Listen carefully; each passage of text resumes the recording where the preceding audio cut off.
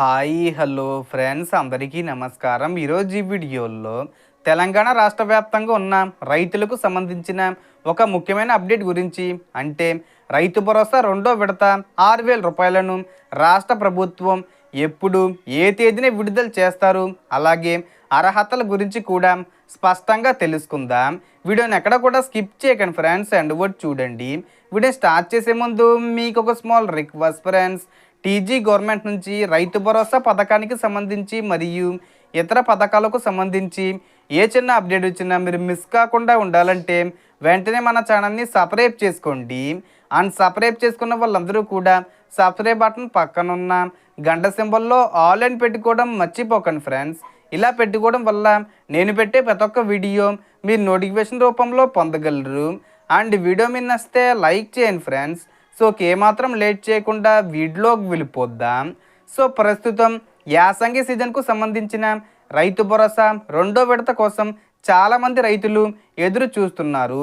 మొదట జనవరి నెలలో సంక్రాంతి కానుకగా విడుదల చేస్తామని, తర్వాత జనవరి 26న రిపబ్లిక్ డే సందర్భంగా ఇస్తామని, ఆ తర్వాత మహాశివరాత్రి సందర్భంగా కూడా డబ్బులు జమ చేస్తామని ప్రభుత్వం తెలిపిన కొన్ని పరిపాలన కారణాల వల్ల విడుదల ఆలస్యమయ్యింది.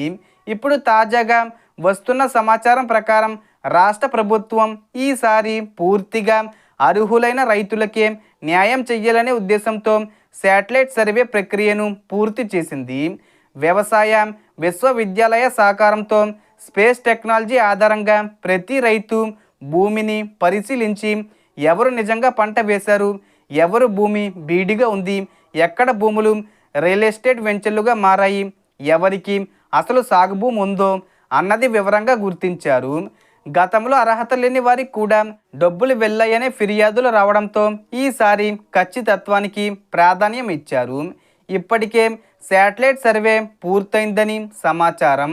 అందువల్ల ఈ ఫిబ్రవరి 28వ తేదీకి ముందే ఏదో ఒక తేదీన యాసంగి రైతు భరోసా రెండో విడతగా 6,000 రూపాయలు రైతుల ఖాతాల్లో జమ చేసే అవకాశం ఉంది.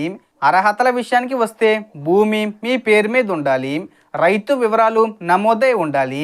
ముఖ్యంగా పంట వేసిన భూములకు ప్రాధాన్యం ఇస్తున్నాం. పంట వేయకపోయినా సాగుకు అనుకూలమైన వ్యవసాయ భూమి అయితే కూడా పరిగణలోకి తీసుకుంటారని సమాచారం. అయితే రియల్ ఎస్టేట్ వెంచర్లుగా మారిన భూములు, ఫ్లాట్లు, వెంచర్లు వంటి వాటికి ఈసారి డబ్బులు వచ్చే అవకాశం లేదు. ఇటీవలే కొత్తగా పట్టదారు పాస్బుక్స్ పొందిన వారు కూడా తప్పనిసరిగా తమ వివరాలు నమోదు చేసుకోవాలి. తెలంగాణ ప్రభుత్వం రైతు భరోసా పథకం ద్వారా సంవత్సరానికి వానాకాలం కోసం 6,000 రూపాయలు, యాసంగి కోసం 6,000 రూపాయలు, మొత్తం 12,000 రూపాయలు అందిస్తుంది. ఈసారి కూడా ఎన్ని ఎకరాలు ఉన్నా అర్హత ప్రమాణాలు పూర్తి చేస్తే డబ్బులు జమ అవుతాయి. ప్రభుత్వం ఇందుకోసం భారీగా నిధులు సిద్ధం చేసినట్లు సమాచారం. అంటే దాదాపు 10,000 కోట్ల బడ్జెట్ కూడా సిద్ధం చేసినట్లు సమాచారం వస్తుంది.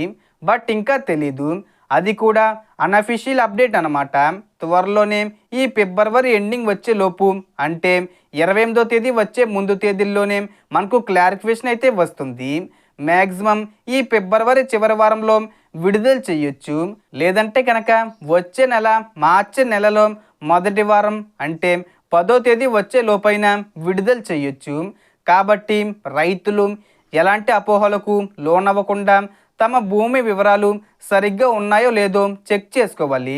మరిన్ని అప్డేట్స్ కోసం మన ఛానల్ను సబ్స్క్రైబ్ చేసి ఈ సమాచారాన్ని ఇతర రైతులతో కూడా షేర్ చేయండి. సో దీనికి సంబంధించి ఏ చిన్న ఇన్ఫర్మేషన్ వచ్చినా నేను వీడియో చేసి పోస్ట్ చేస్తాను.